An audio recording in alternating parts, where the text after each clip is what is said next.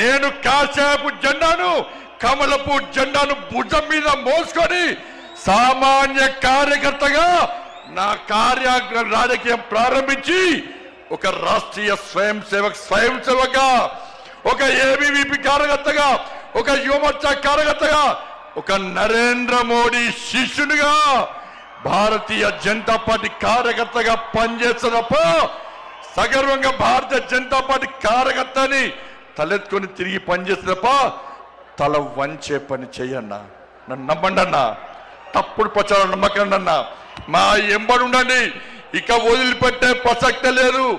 ఈ రోజు నుంచే మోడీ గారు ఈ రోజు వచ్చిపోయిన తర్వాత ఈ రోజు నుంచే తెలంగాణ రాష్ట్రంలో ధర్మం తెలంగాణ అభివృద్ధి ధర్మం ఆధారితంగా తెలంగాణ రాష్ట్రాన్ని అభివృద్ధి చేయాలంటే జై శ్రీరామ్, జై తెలంగాణ, జై శ్రీరామ్, జై శ్రీరామ్.